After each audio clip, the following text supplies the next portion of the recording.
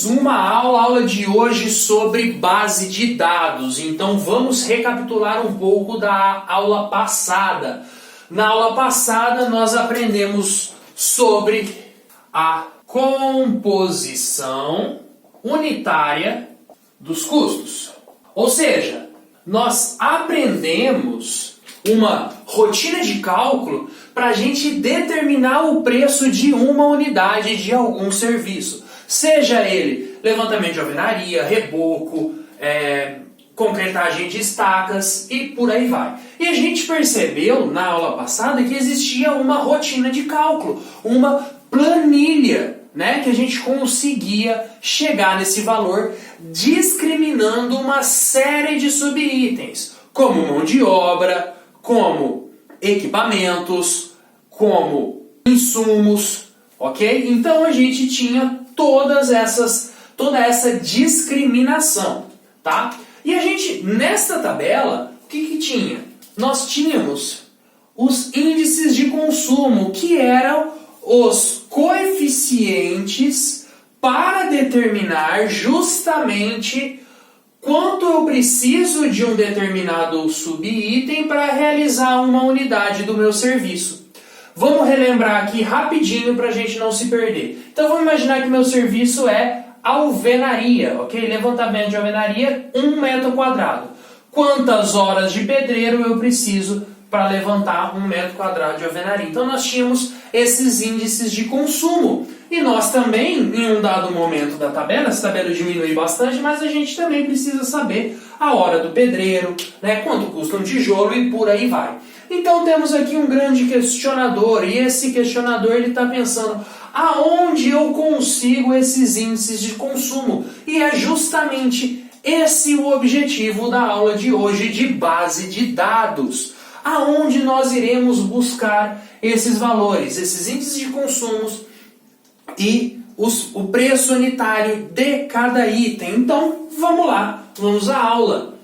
Nós temos os índices de consumo, essas bases de dados já prontas, que a gente não precisa pagar nada, né? A mais famosa dela é a SINAP, é a base de dados da Caixa Econômica Federal, que a gente usa para realizar diversos serviços no âmbito da construção civil. Então a nossa primeira opção aqui é a tabela da SINAP, ok? Nós temos também outros órgãos públicos que fornecem algumas composições, alguns índices de consumo, tá? Isso vai depender de órgão público para órgão público. Por exemplo, o DAE, né, o Departamento de Águas e Energia Elétrica de São Paulo, ele tem algumas composições, tá? Só que o mais geral para a gente é a SINAP, é a que a gente vai mais estudar. Bom, existem as bases de dados pagas, tá? Então eu posso pagar uma certa anualidade, uma mensalidade, para que outras pessoas façam os estudos desses índices de consumos e do preço de cada item para mim, tá? Como, por exemplo, uma das mais conhecidas é a TCPO, ok? A gente vai dar uma passadinha pela TCPO, isso é apenas um exemplo. Essa é paga, esta não, ok? Mas qual é a melhor base de dados, qual é a melhor fonte de dados para eu utilizar, para eu montar a minha composição? É a fonte de dados da própria empresa. Então, cada empresa ela tem determinados aspectos intervenientes. Então, de produtividade, por exemplo, eu posso ter uma empresa que eu tenho uma mão de obra mais qualificada, que eu tenho uma produtividade maior, mas o preço também é um pouco maior. Posso ter uma empresa que tem uma mão de obra um pouco menos qualificada, que a produtividade é menor, mas o preço é menor também.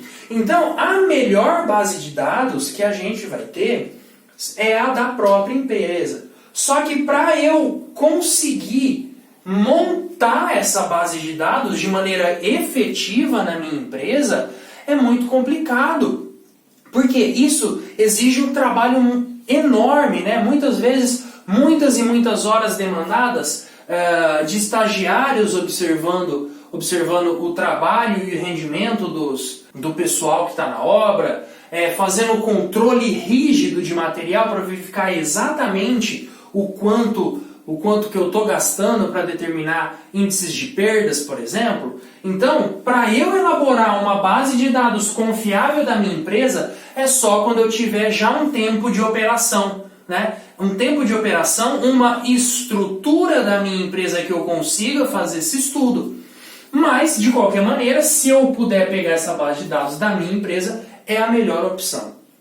Bom, caso eu não consiga, né, eu posso muito bem contratar, né, esses serviços, ou eu posso pegar da Sinap, e é ela que a gente vai trabalhar no curso. Por quê? Ela é uma base aberta, tá? E ela é uma base muito boa. Por quê? Várias pessoas trabalham diariamente, né? Vários servidores trabalham diariamente para produzir essa base de dados. Então ela é uma base de dados muito confiável. Eu posso utilizar elas no meu planejamento e no meu orçamento, ok? Características da Sinap.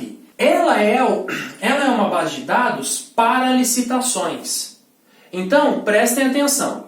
Se eu for fazer um orçamento via Sinap de uma obra para um cliente particular, eu provavelmente vou perder a venda desse serviço. Por quê? Porque como a Sinap ela considera vários itens, e ela é uma tabela específica também para órgãos públicos, para órgãos licitatórios, eu tenho uma média de preço maior da Sinap. Então, nós não recomendamos utilizar a Sinap para obras privadas, tá? Mas não é que a gente cancela totalmente a Sinap, não.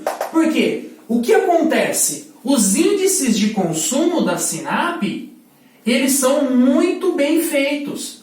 O que acaba sendo um pouco mais oneroso é o preço dos materiais. Então, esses preços dos materiais, aí sim a sugestão é eu pegar, né, o preço da minha região. Né? Então, eu fazer o orçamento e eu conseguir esses preços por meio, né, do trabalho de formiguinha, ligando, orçando e criando uma base de dados da minha própria empresa. Então, qual é a sugestão? Deixa o índice de consumo com a Sinap e o preço dos subitens a gente consegue cotar regionalmente, ok? Bom, então é isso basicamente. Nós temos a opção de graça, a opção paga e a opção feita pela empresa, né? Isso aqui vale ouro.